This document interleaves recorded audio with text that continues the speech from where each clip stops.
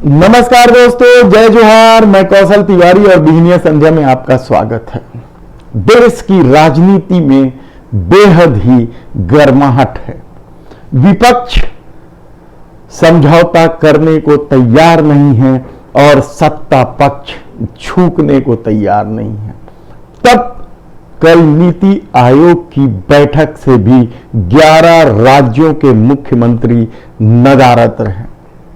यानी नए संसद भवन के उद्घाटन के साथ हुए विपक्षी एकता अब नीति आयोग की बैठक और इसके बाद न जाने केंद्र सरकार के किन किन कार्यक्रमों से दूरी बनाएगी।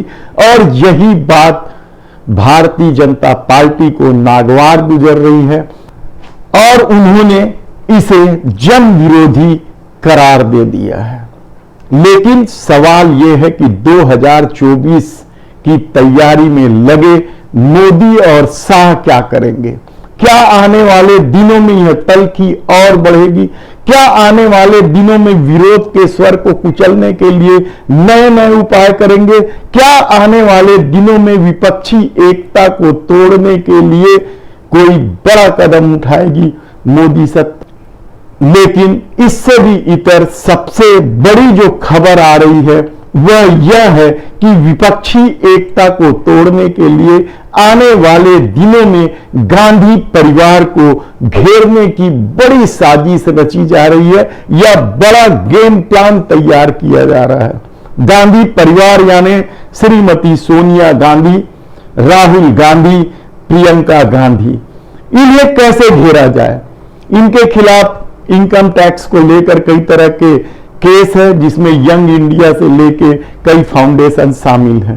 तो क्या इस तरीके से गांधी परिवार को घेरकर विपक्ष की एकता को धराशायी करेगी मोदी सरकार?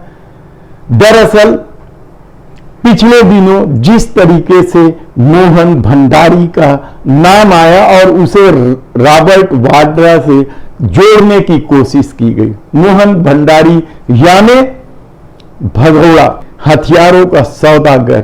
उस जमीन के मामले में उनका रॉबर्ट वाड्रा से लेन देन हुआ है और शायद इनकम टैक्स की कुछ गड़बड़ी हुई है और इस मामले को सेंट्रल इनकम टैक्स के पास भेज दिया गया है और सेंट्रल इनकम टैक्स के पास इसके पहुंचते ही कोर्ट में याचिका लगाई गई जिसे खारिज कर दिया गया। रॉबर्ट वाड्रा यानी प्रियंका गांधी के पति, सोनिया गांधी के दामाद। तब क्या रॉबर्ट वाड्रा को निशाने पर लेकर प्रियंका गांधी को पहले घेरा जाएगा और प्रियंका गांधी के बाद क्या यह जांच का दायरा राहुल गांधी और सोनिया गांधी तक पहुंचकर कोई बड़ा खेल खेला जाए? इससे भी इतर सबसे बड़ी बात है जन विरोध का। जन विरोध भी तो बेहद है।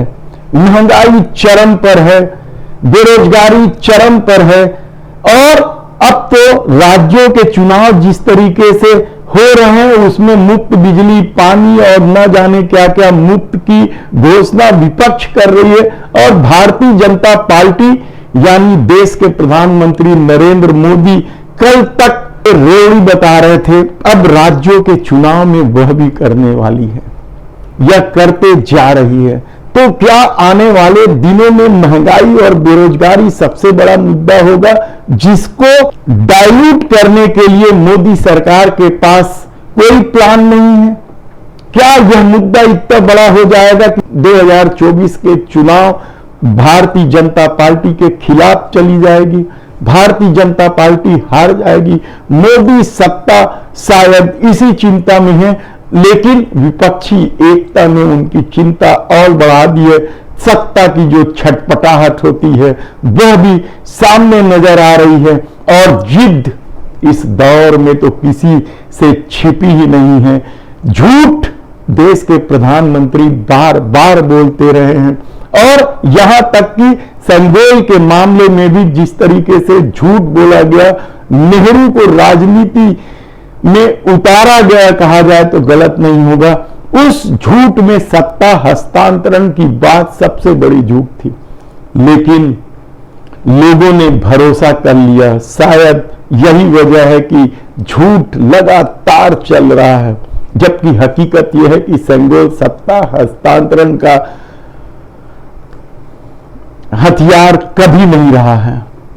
सेंगोल क्या कुछ है यह अब सबके सामने आ चुका है, लेकिन भारतीय जनता पार्टी ने जिस तरीके से इस मामले को लेकर देश के पहले प्रधानमंत्री पंडित जवाहरलाल नेहरू को घेरने की कोशिश की, या पंडित जवाहरलाल नेहरू के बहाने कांग्रेस को घेरने की कोशिश की, उस झूठ का खुलासा हो चुका है।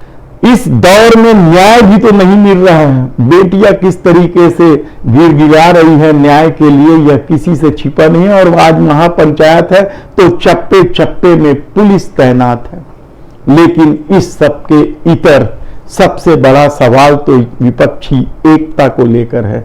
विपक्ष ने जिस तरीके से नए संसद भवन के उद्घाटन का बहिष्कार किया, यानी आप कल्पना करिए 250 सांसद उस कार्यक्रम में नहीं होंगे। उसके बाद कल जब नीति आयोग की बैठक हुई तो वह भी राजनीति की भेंट चढ़ गई। छत्तीसगढ़ के मुख्यमंत्री भूपेश बघेल ने तो सीधे सीधे एजेंडा से बाहर जाकर केंद्र सरकार पर निशाना साधा कि भारत की एकता और अखंडता राज्यों की बदौलत है। उन्होंने छत्तीसगढ़ राज्य सहित उन राज्यों की भी बात कही जो जीएसटी की वजह से प्रताड़ित है, उनके टैक्स कम हुए हैं।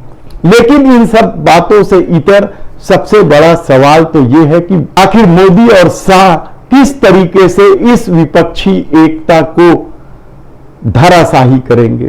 क्या सिर्फ गांधी परिवार पर हमला कर देने से विपक्षी एकता धराशाही हो सकती है?